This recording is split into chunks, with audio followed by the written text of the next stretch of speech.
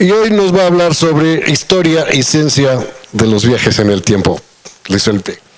Muchas gracias, Daniel.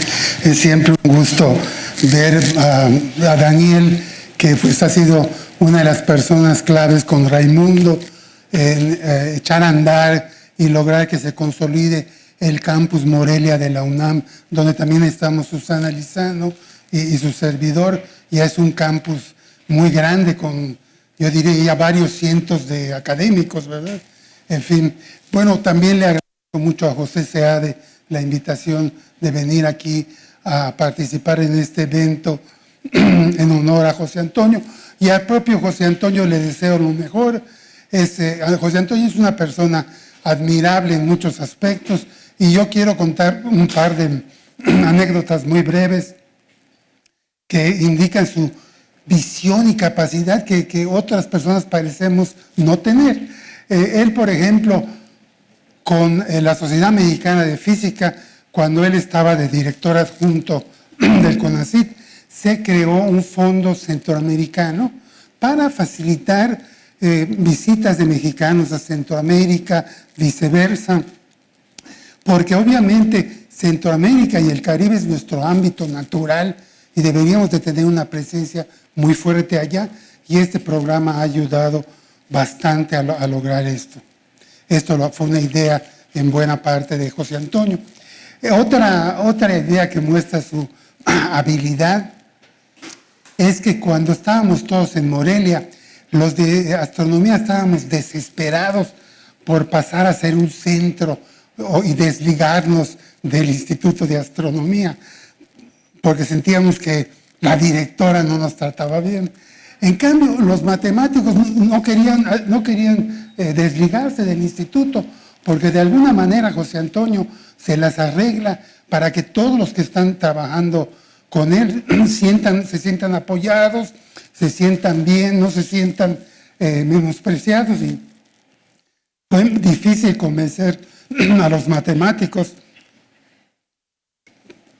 de que finalmente solicitaran ser centro, ¿no? Cosa que ya se logró. Bueno, pues el día de hoy voy también a concentrarme en otra de las facetas de José Antonio, que es la divulgación. Siguiente, perdón, aquí tengo el control, ¿no? Sí, aquí tengo.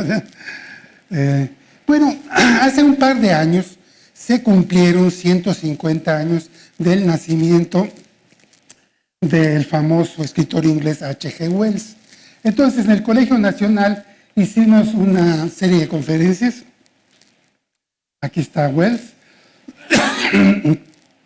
No invitamos a José Antonio porque no sabíamos que tenía interés en este tema y él no había ingresado al Colegio Nacional. Y lo vi luego de estas par de ocasiones en las que hablamos de Wells. En particular, se habló mucho de su novela La máquina del tiempo. Vi a José Antonio y le digo: oye, José Antonio, está interesantísimo esto de el viaje por el tiempo. Habría que escribir un libro de divulgación. Y me dijo: ya lo escribí. Y aquí, en efecto, me obsequió este libro que precisamente se llama Historia y Ciencia de los Viajes en el Tiempo, y que él publicó también hace un par de años. Es un libro muy recomendable, muy interesante.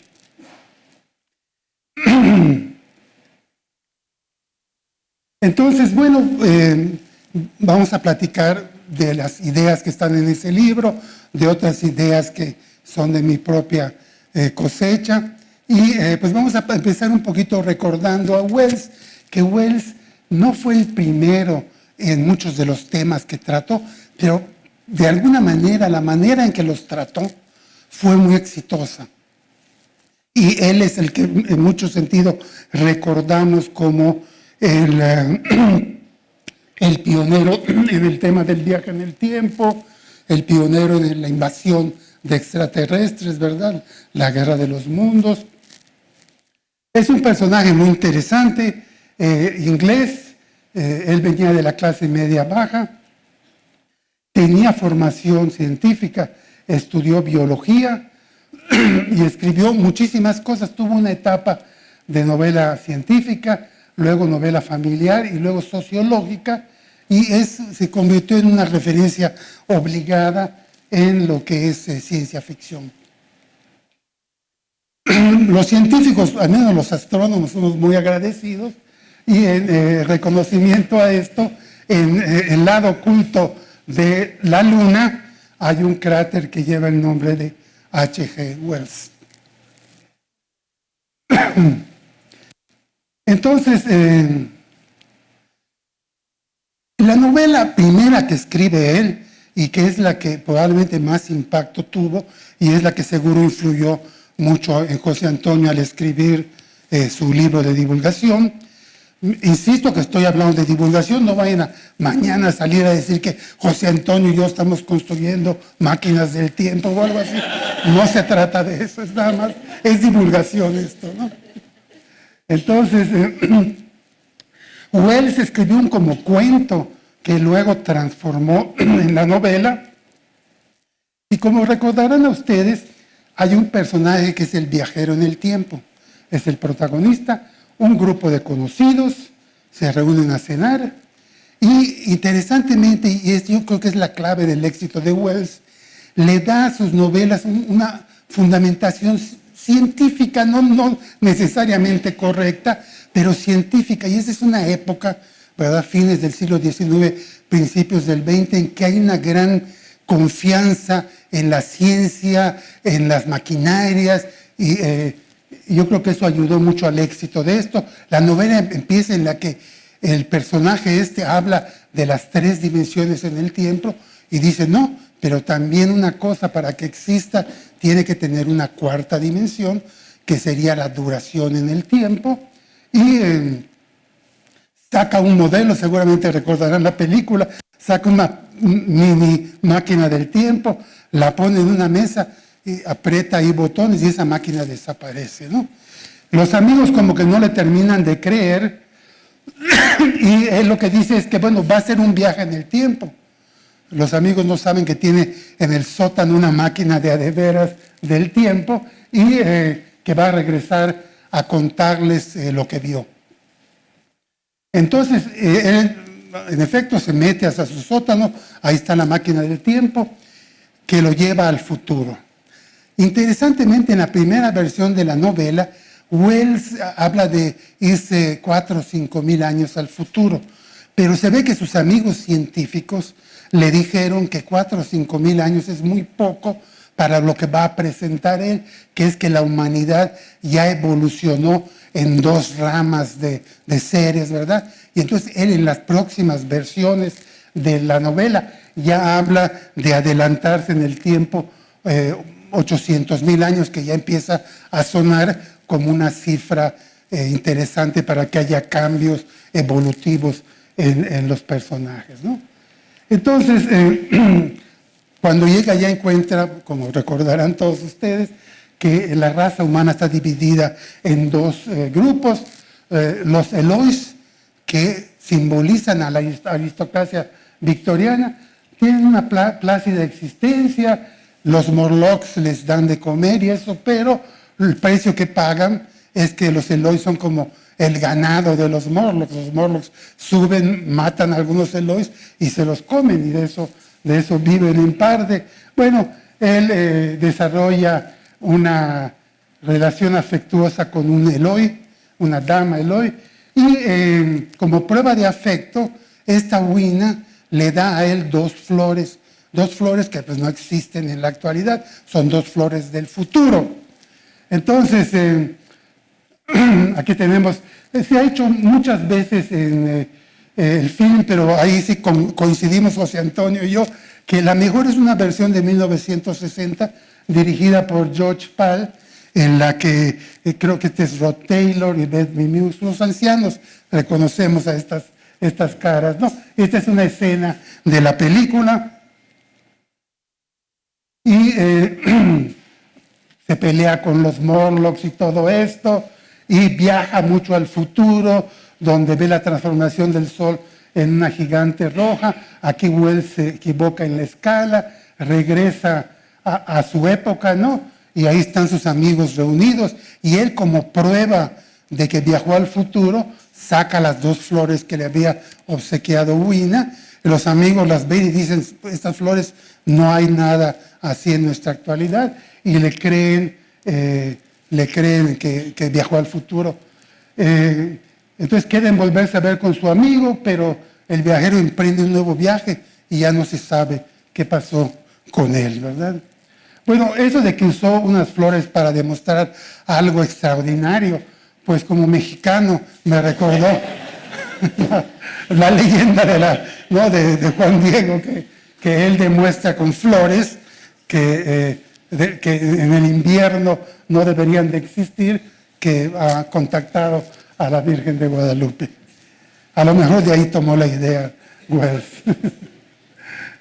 Entonces, pero interesantemente esto del viaje en el tiempo, no fue Wells por mucho el primero en hacerlo, fue el primero que tuvo un enorme éxito, y esa novela se ha hecho muchas veces en el cine, se ha vendido millones y es la referencia obligada, ¿no? Pero hay cosas anteriores. Aquí tengo algunos de los libros que antecedieron a Wells.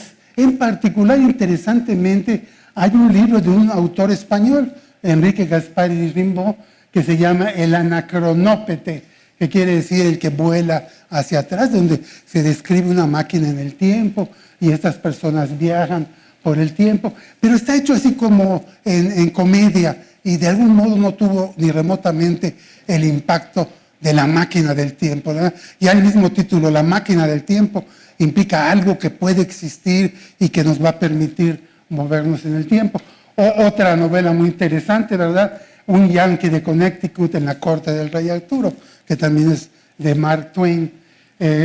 Todos estos se adelantaron a Wells del uso de una máquina para viajar por el tiempo. Otros autores han usado otros recursos, por ejemplo, un golpe en la cabeza, o autohipnosis, o que leen un libro que los permite viajar en el espacio, o que hay un sitio en el espacio que al cruzarlo es como una puerta a otros lugares. Y el tema es importantísimo. Resulta que cuando uno revisa las películas o las novelas escritas, hay cientos de películas y cientos de novelas que tienen el viaje por el tiempo como el elemento crucial. Entonces se ve que es algo que nos interesa a los humanos, quizá por la idea esta de regresar al pasado y corregir los errores que hemos hecho en la vida, ¿no? Entonces, aquí nada más para mostrarles, aquí tengo la portada de la Anacronópete del español Gaspar y Rimbaud, escrito bastantes años atrás, y aquí está la nave con la que viajaban por el tiempo. Bueno, el problema de viajar por el tiempo, ya tratando de irse un poquitito más hacia lo científico, es que el viaje por el tiempo crea paradojas que parecen evitarlo, al menos ciertamente en lo que se refiere a los viajes al pasado. Wells hábilmente en su novela no se mete con esto. Wells lo que quiere hacer es demostrar cómo la humanidad ha evolucionado a una situación terrible con 2 tipos de especies terribles, ¿no? Y él le importa la parte sociológica, ¿no?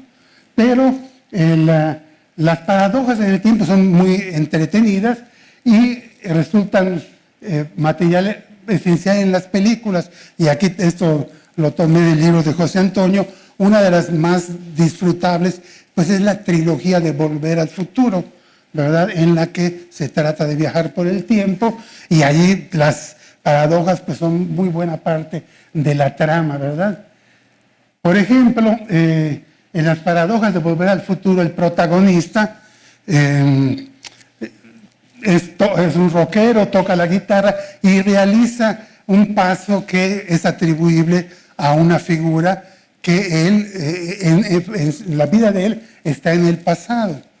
Entonces, pero esto lo ven, regresa más al pasado antes de que se inventara este paso, y lo realiza en una reunión, en una fiesta que hay, y un familiar de otro músico, lo ve y le habla al familiar y le dice, oye, aquí hay un tipo tocando y tiene un paso muy interesante, ¿por qué no lo incluyes en tu número? Y claro, ese era el primo de Chuck Berry o algo así, ¿no?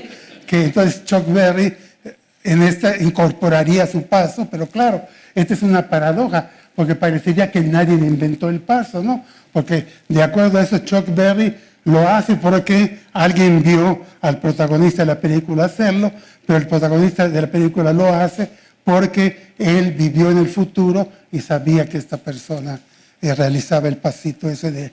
Y ahorita ya estoy muy viejo para hacerlo, se los hubiera yo hecho. Ahorita me fracturo. Entonces, otra cosa interesante es la motivación. ¿Por qué estos distintos personajes viajan en el tiempo? En el caso de Wells es la curiosidad. Esta personaje tiene sus ideas sociales y él creía que la sociedad iba a avanzar a estados muy superiores y que iba a encontrar una sociedad perfecta en el futuro. Y claro, para su sorpresa encuentra todo lo contrario. Pero hay de todo, ¿no? Hay quienes viajan al pasado para corregir el pasado.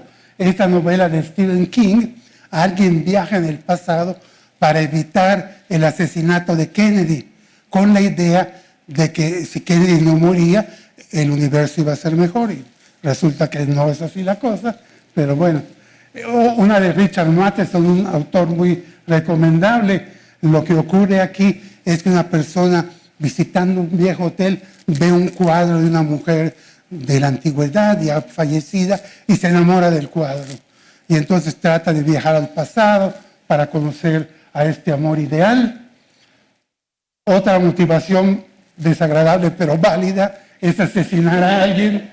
La serie de películas de Terminator, en que gente viaja al pasado para eliminar a la mamá de la persona que va a ser protagonista de la oposición a los robots. Y también recordarán ustedes la serie, ¿no? O por accidente, como en el cuento, la novela de Mark Twain, un yanqui en la corte del rey Arturo. Entonces, bueno, la ciencia, ¿qué es lo que piensa de esto? Bueno, la ciencia pues sí ve al tiempo como una cuarta dimensión, una dimensión distinta, especial, que las tres dimensiones espaciales, ¿verdad? Por ejemplo, si tomamos una ecuación que describe un pulso esférico de luz que se expande, vemos cómo aparecen mezcladas las coordenadas espaciales con la coordenada del tiempo. Y lo más interesante, también aquí que concordamos José Antonio y yo, es un hecho que se puede viajar al futuro. El problema es que el pasaje es nada más de ida, porque lo que ocurre, ahorita vamos a ver cómo, es que si se acerca uno a un hoyo negro, si hubiera la tecnología, porque los hoyos negros sí existen, y uno se pudiera poner en órbita alrededor del hoyo negro, ahorita vamos a ver por qué, el tiempo transcurriría más lentamente que para una persona que estuviera lejos del hoyo negro. Y entonces, pues una manera de viajar al futuro sería ponerse en órbita alrededor del hoyo negro y luego salir y regresar a la Tierra, y encontraría uno que si para uno han pasado, no sé, un año, para los de la Tierra han pasado 100 años o 1000 años, dependiendo de qué tan cerca estuvo uno del hoyo negro. Y esto es debido a que, como sabemos por la teoría de la relatividad, el tiempo no transcurre, no fluye igual para los observadores distintos. Mientras más grande es la aceleración o la fuerza de gravedad, más lentamente transcurre el tiempo. Uno siente, las dos personas sienten que están viviendo normalmente, pero el tiempo está transcurriendo distinto entre ellos, ¿no? Una manera fácil de entender esto es pensar en una superficie que tiene una fuerza de gravedad muy grande, digamos aquí un planeta, ¿no? Bueno, tendría que ser algo con mucha más fuerza de gravedad, y lo que ocurre es que la radiación, que es una onda, al salir de la superficie del planeta e irse a infinito, sufre una pérdida de energía, porque tiene que vencer el campo gravitacional.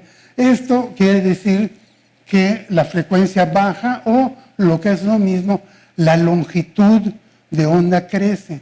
Entonces, si aquí hay una persona que ve estos pulsos como un reloj, pam, pam, pam, pam, una persona afuera de ese, lejos de ese campo gravitacional, va a recibir esos pulsos, pam, pam, mucho más separados. Y entonces, si pudiéramos ver, lo que veríamos es que aquí la persona se mueve lentamente, ¿no? Se mueve muy lentamente. ¿Y por qué? Porque el tiempo está transcurriendo más lentamente para la persona que está en la superficie de ese cuerpo que para una persona que está lejos, de acuerdo a esta fórmula pues bastante sencilla. Esta idea se ha puesto a prueba experimentalmente y se sabe que funciona sin lugar a dudas. En los años 60, esos dos físicos, Affeley y Keating, agarraron dos relojes atómicos, dejaron uno en la superficie de la Tierra, subieron uno a un avión y el avión le dio la vuelta a la Tierra, no iba parando en distintos lugares, sufriendo aceleraciones y cuando regresaron hicieron la comparación.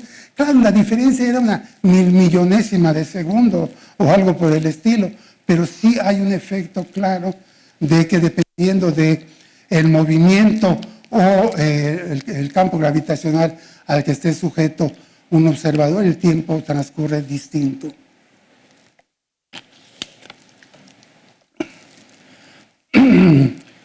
Bueno, otro lugar donde es bien conocido que estos efectos ocurren y hay que corregirlos, si no, no funcionaría, es el famoso sistema de satélites GPS, Global Positioning System, en el que los satélites, al estar lejos de la superficie de la Tierra, al tener movimientos de aceleración, hay que corregir por todo esto, o si no, dejarían de funcionar en cuestión de un par de horas, ¿no?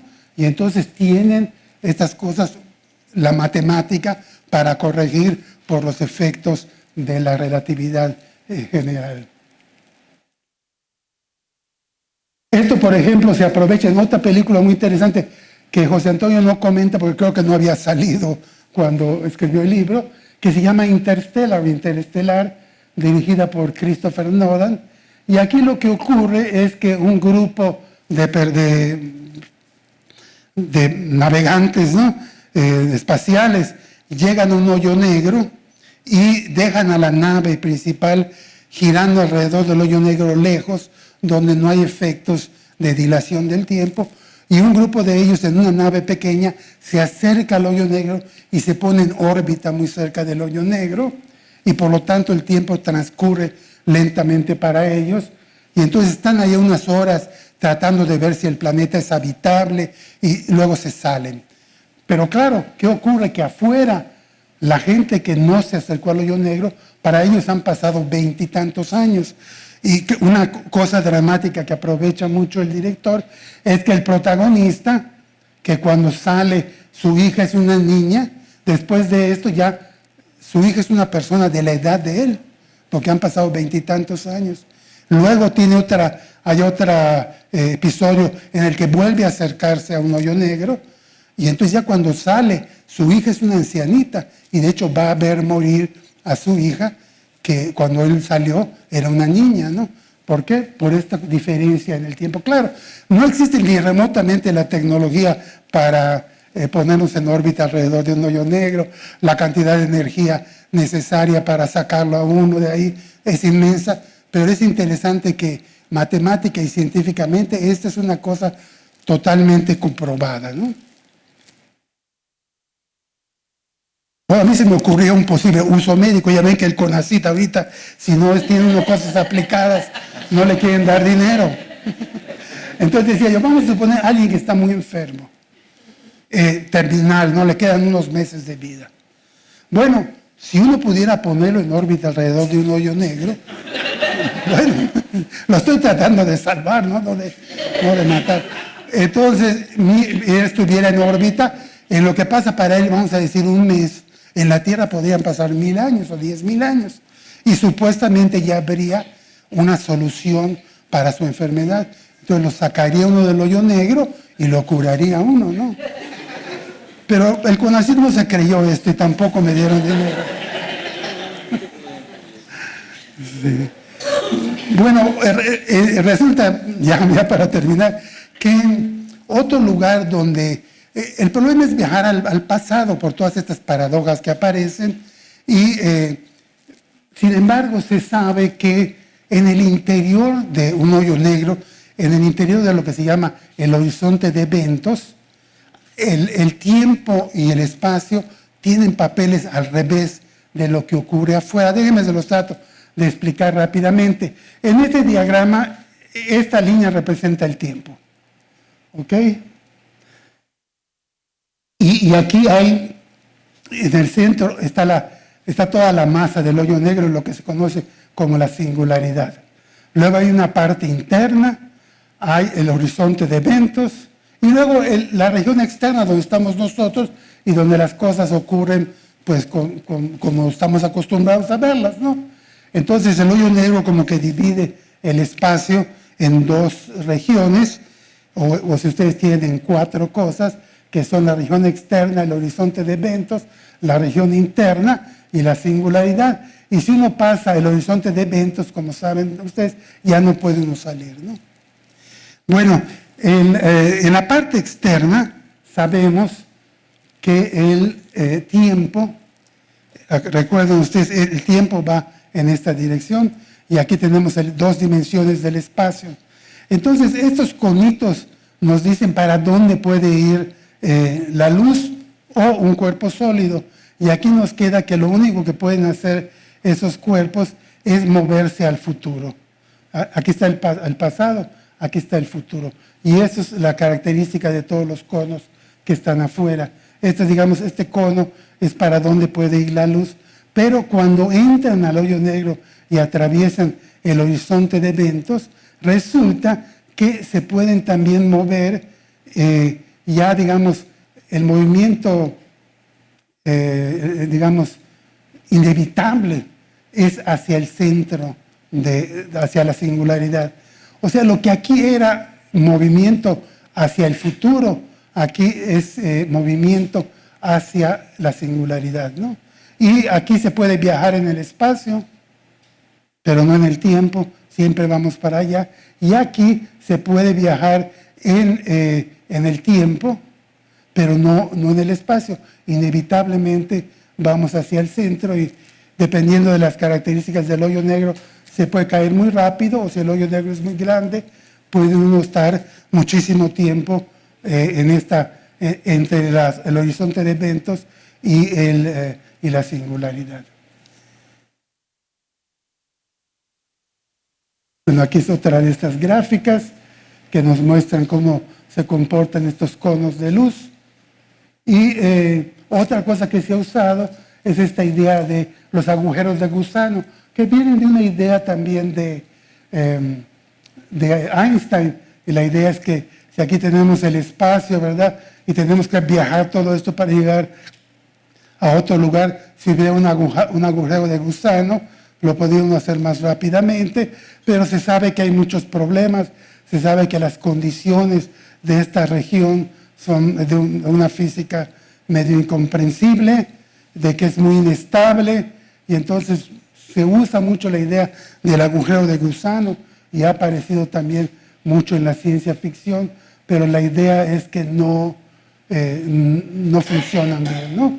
Y de hecho aquí hay un artículo donde está el famoso, entre otras personas, el famoso Kip Thorne, que acaba de ganar el Premio Nobel de Física por su trabajo en el detector de ondas gravitacionales LIGO, y que también fue asesor de la película Interestelar, o sea que es una persona que está metida en varios mundos, y aquí lo que concluyen básicamente es que no está claro que se puedan crear y que parece que hay problemas serios, además de las paradojas de viajar al pasado, ¿verdad? Bueno, sin embargo, yo como astrónomo argumentaría que sí podemos, entre comillas, viajar al pasado. ¿Y cómo sería esto? Pues con un telescopio muy poderoso como los que existen, uno puede ver cosas muy remotas. Y obviamente al ver esas cosas muy remotas, como la luz ha tardado tanto en llegar a nosotros, estamos viendo el pasado. Ahora, claro, no es el pasado que quisiéramos visitar nosotros, estamos viendo otra región del universo, la vemos con muy poco detalle, vemos las galaxias, algunas estrellas, pero no vemos el detalle, no podemos intervenir con este pasado, es un pasado que es ajeno a nosotros, ¿no? Entonces, pero nos podemos consolar en cuanto que sí podemos un poco enterarnos de cómo era el universo, pero como un todo en el pasado, ¿no? Pero el viaje como tal, el viaje de que uno llegue a un lugar en el pasado, a un tiempo y a un lugar, y que puede uno cambiar el pasado, pues yo diría que se ve difícil. Mientras que el viaje al futuro, pues es plausible científicamente. Bueno, pues muchísimas gracias por su atención.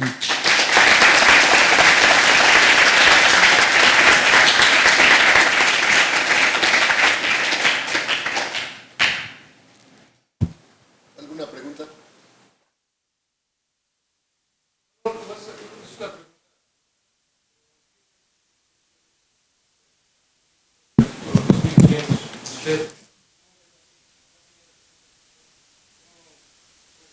Desde su posición es una pregunta. La ciencia en el 2500, por ejemplo. Bueno, si comparamos lo que ha pasado en los últimos 500 años, ¿verdad? Que es lo que tiene la ciencia de existir como tal, uno esperaría cosas muy impresionantes, ¿no? Esperaría uno un conocimiento muy profundo del cerebro, de las enfermedades, de la genética, de la física, que ya se haya entendido qué es la materia oscura y la energía oscura. A esas escalas yo esperaría grandes avances, ¿no? Pero pues a lo mejor soy optimista, pero creo que si vemos lo que ha pasado en los últimos 500 años, que es lo que lleva, digamos, de Galileo a nuestros días, sí esperaría unos cambios muy radicales.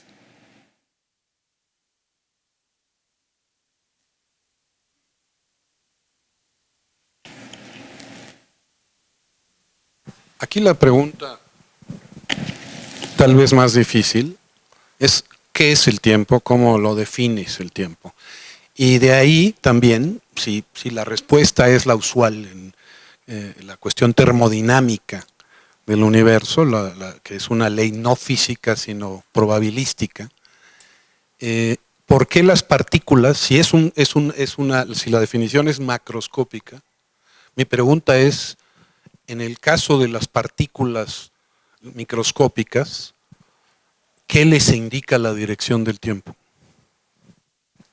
Sí, bueno, pues como bien sabes, no hay una respuesta clara para eso, ¿no? Sí, ese es no sé si fue San Agustín que decía, cuando estoy pensando en el tiempo se me hace muy claro qué es, pero cuando me preguntan que lo explique, no tengo palabras, ¿no? Podríamos usar esa salida. Sí. Sí.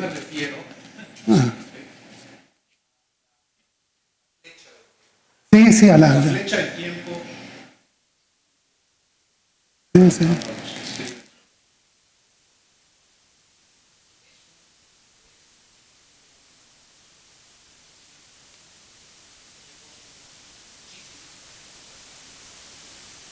Probabilidades que se vayan Es bajísimo. que defina.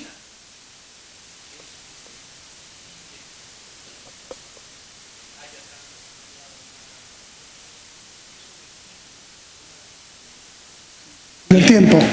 Sin embargo, a nivel microscópico, no hay. de hecho, hay problemas. No entra el tiempo en las ecuaciones. ¿Por qué no va a viajar al pasado y al futuro? No hay esta definición macroscópica. Hay un montón de partículas.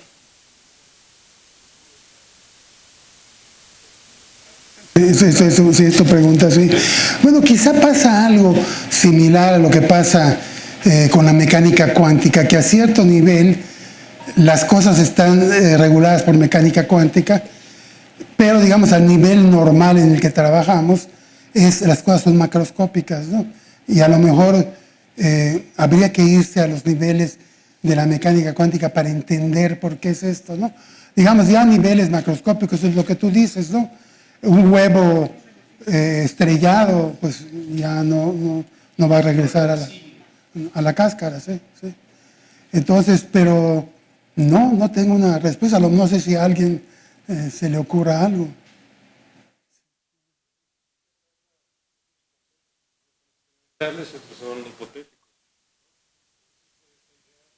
Causalidad en la ciencia, ¿no? Y es algo muy interesante en termodinámica.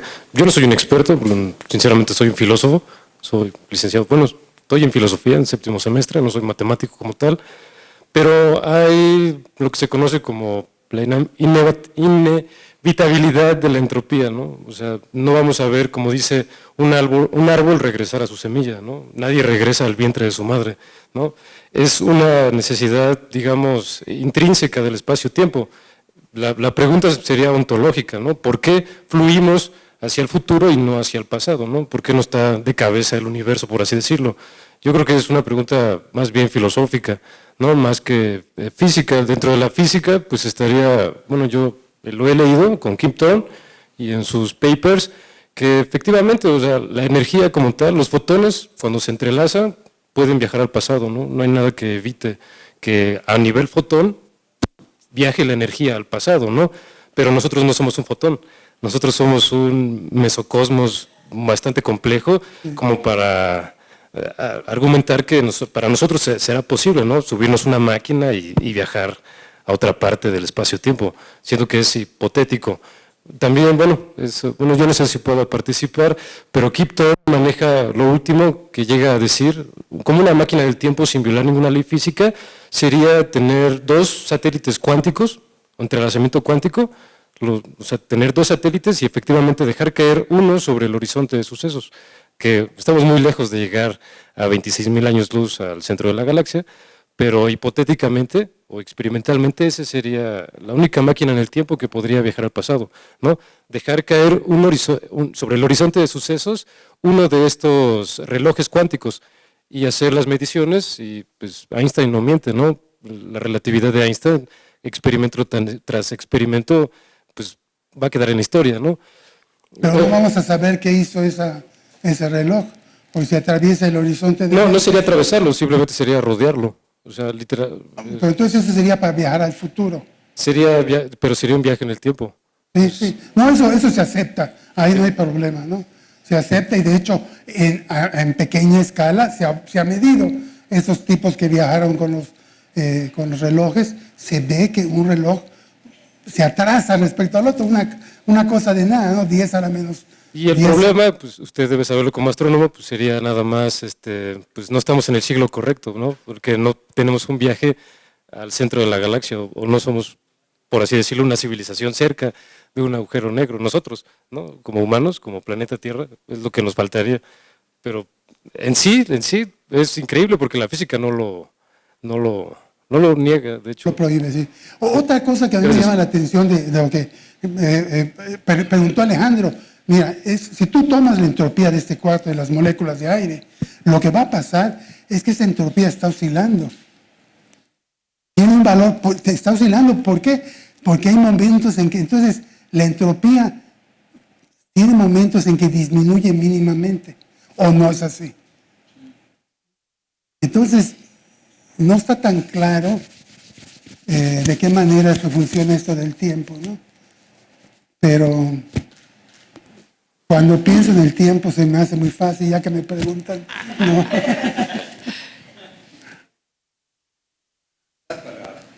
Sí. Sí. El modelo de las bolas.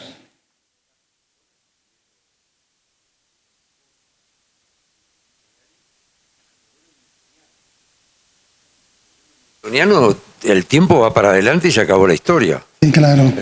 O sea que es difícil comparar el modelo de las bolas, de los gases que él introdujo con una hipótesis de errodicidad que obligaba al sistema a desordenarse, o sea, a que uno mide la temperatura acá, donde hay un montón de bolas chocando y la mide donde usted y da lo mismo la temperatura, porque la media de las bolas se desparrama por toda la caja donde estamos. Ese modelo no merece discusiones del tiempo, es un modelo hecho con un tiempo que avanza, adelante. una hipótesis agregada que yo me dediqué un poco a tratar de demostrar que eso no era una hipótesis, sino un teorema, pero eso es cosa de que hacemos los dinamistas caóticos. Lo de la flecha del tiempo es un agregado que se le hizo posteriormente tratando de entender otros fenómenos, me parece, que a este asunto que creo que en la exposición de él aparecieron ahí las bolas chocando en una cajita, ¿no? Sí, bueno, sí. Que eso es el modelo de Boltzmann, no corresponde ni plantearse la pregunta de la flecha del tiempo ahí, porque el modelo de Newton es un modelo mecánico donde el tiempo avanza, y punto. Y es una dimensión que como dijo Agustín, si me lo preguntan no lo sé, y si no me lo preguntan lo sé, que es así cortita la frase, después lo hicieron santo, yo le llamo Agustín porque era con mayúscula, era beato, ahí va. Lo de la flecha del tiempo es una cosa, me parece, más complicada y que aún tiene un ingrediente filosófico muy grande que no está asimilado del todo en los estudios que llamamos científicos, pero yo para ponerme una postura cautelosa, digamos. Sí, se ha mencionado varias veces la palabra cuántica aquí, y algo que la gente no lo tiene claro, los estudiantes de física en particular, es que a cada observable en la mecánica cuántica se asocia un operador, pero al tiempo no se le ha asociado nunca un operador. A las coordenadas espaciales sí, de tal manera que hay una diferencia, yo creo que muy esencial, entre lo que son las coordenadas espaciales y las coordenadas temporales. Y en particular la cuántica, y esa es la teoría más avanzada que tenemos, no se define un operador para el tiempo. Gracias. ¿Quién me pide? ¿Yo? Bueno, primero, buenas tardes. Se ha hablado mucho durante las últimas décadas sobre dos perspectivas del tiempo, debe haber más, pero estas son las dos que más me llaman la atención. Una es la que argumentan muchos físicos y filósofos a favor de ciertas teorías de la gravedad cuántica, quienes piensan que el tiempo no es una estructura fundamental de la realidad en comparación a las coordenadas espaciales. Por el contrario, otros físicos piensan que el tiempo tiene una estructura topológica fundamental en la realidad, cosa que ya es tema de investigación para muchos años adelante. Sin embargo, me llama la atención preguntarle a usted, ¿qué piensa del tiempo? ¿Piensa que es producto de la perspectiva y que no concierne a la estructura fundamental de la realidad? ¿O cree que sí está ahí? O sea, que no solo es especial, no solo es distinto de las coordenadas espaciales, sino que tiene una estructura como tal allá afuera. Digo, sabemos que se llama espacio-tiempo, la estructura en la que estamos embebidos, pero al final del día puede que eso solo sea una convención que utilizamos desde que empezamos a observar y a preguntarnos por la realidad. Yo favorecería la segunda opción, de que sí tiene una estructura. Por ejemplo, el tiempo es una de las cosas que se puede medir más exactamente, ¿no? Ahora, eso no quiere decir nada, pero es una cosa que tiene, ¿no? El tiempo, ¿sí?, se puede medir de una manera súper exacta, ¿no?, el transcurso de tiempo, sí. Pero pues creo que no, a mí me da la impresión de que esas cosas todavía no se entienden así. Pregúntame de hoyos negros o algo que se entendemos.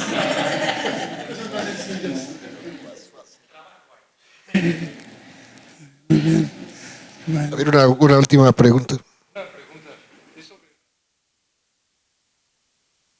Es la especialidad, pero en radioastronomía se habla de la detección de agujeros negros, ¿no? O sea, podemos rastrearlos usando radio, o podemos saber de la existencia experimental de estos objetos que existen, ¿no? Como dicen, eso no es ciencia ficción, su existencia ontológica como tal. Lo que no sabemos es obviamente su comportamiento directo o a nivel cercano, porque obvias razones, ¿no? Estamos muy lejos. Mi pregunta es sobre radioastronomía. En la detección de rayos gamma, escuché que el laboratorio Fermi espacial, el detector de rayos gamma que está en el espacio, no hay evidencia de lo que dicen gravitón, ¿no? Creo que es uno de los fantasmas de la ciencia y uno de los problemas de la física actual, ¿no? Que tratamos de cuantizar la gravedad, ¿no?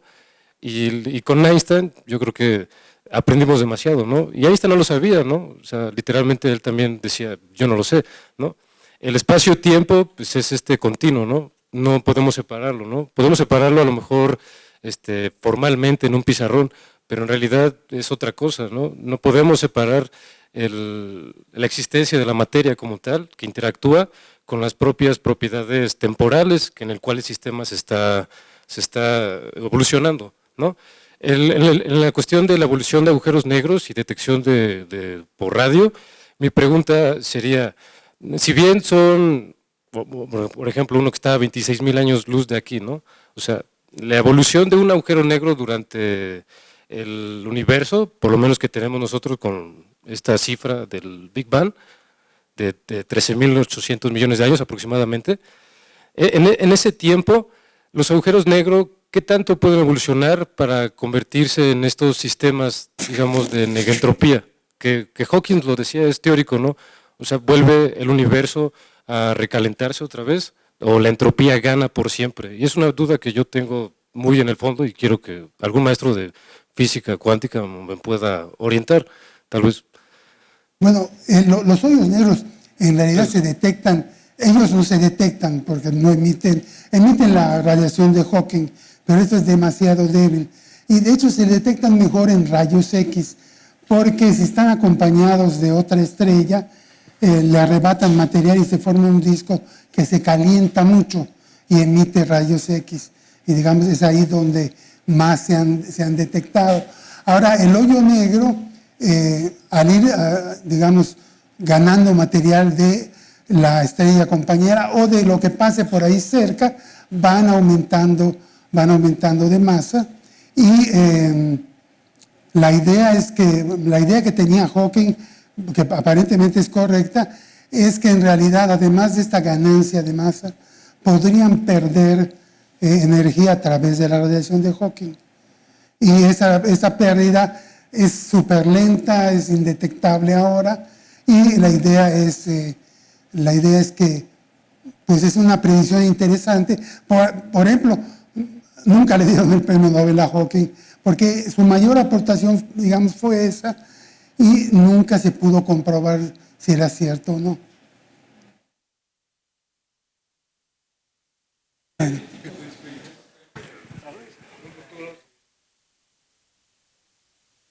Que pueda confirmar a Hawkins. ¿Qué tipo de experimento están pensando los experimentales? Es difícil. Ahorita hay de hecho un experimento en el que está involucrado México, que precisamente se trata de observar este hoyo negro que está en el centro de la galaxia, a 26.000 años luz, pero no es nada que ver con lo de Hawking. Este hoyo negro alrededor tiene emisión, en este caso de radio, emisión de radio, y esa emisión de radio se va a distorsionar por la fuerza de gravedad, ¿no? Y por el hecho que el hoyo negro está rotando. Entonces hay una imagen, una predicción de qué se debe de ver, ¿no? Entonces esto lo están haciendo radiotelescopios en muchas partes del mundo, incluyendo México, el radiotelescopio que está en Puebla, el gran telescopio milimétrico. Y de hecho se supone que ya tomaron las mediciones, pero no las han publicado. No sé qué signifique eso, ¿no? Muchas gracias. Muy bien, pues muchas gracias a Luis Felipe por su interesante charla.